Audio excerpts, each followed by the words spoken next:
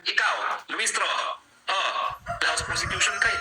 That is, kung matatalo mo si Rani Abu, sa tingin ko, hindi. Tingin ko, bokya ka. Baklang kanal. Last time namang nanalo ka, ang kalaban kasi ang kalaban mo, anak lang ni Rani. Si Rani, 3-termers yan, at daing COS din, ni Dodo Mandalas, na 9 years din.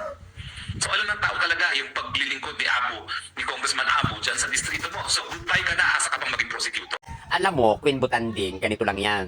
Bago ka magsalita at magbigay ng opinion, dapat naging magandang ihemplo ka sa tao. Ngayon, kung i-encourage mo ang tao at ikaw mismo ay hindi sumusunod sa mga batas at pinagtataguan mo ang batas, dapat ka bang pakinggan? Tapos yung sinasabi mo at ginagawa mo, nagre-reflect kay Raneo Abu. Ano bang ginawa ni Raneo Abu?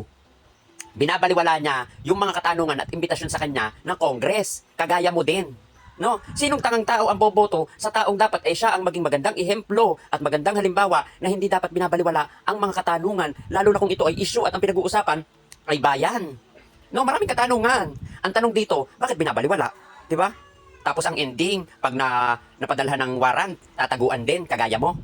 Diyos ko, Harry Roque, huwag kang bumoses, walang karapatang bumoses dahil ikaw mismo tumakbo sa mga akusasyon sa kanya. Kaya yan si Raneo Abu, tanga lang talaga ang boboto dyan. Sino boboto sa taong hindi marunong humarap sa mga akusasyon sa kanya at hindi marunong sumagot at pinagtatagot, binabaliwala ang batas? Kagaya mo din, no? Kayong mga DDS, no? Lalong-lalo na sa PDP, lahat kayo mga...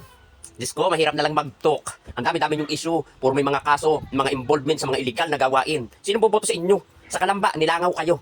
Yun. Dapat ipinus mo yun, yung Kalamba nyo, nilangaw. So yun ha, keep safe and God bless. Mag-ingat ka sana kung ako sa'yo, pumunta ka ng Thailand. Magparitoke ka para makauwi ka dito, para hindi ka makilala. Balita ko, gumamit ka raw ng ng ibang identification para makaliban ng bansa kasi walang makitang record na lumibang ka ng bansa o baka nasa, ka lang, nasa safe city.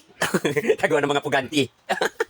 Ayun ha, Harry Roque, huwag kang magbilang ng sisiw, lalo na kung itlog pa lang. Alalahanin mo, hindi mo hawak ang mga taga Batangas para sabihin mong malabong manalo si Kong Luistro. Ikaw ang never nang mananalo, makukulong, pero hindi na pwedeng tumakbo at manalo. So ayun, keep safe, God bless, Queen Butanding.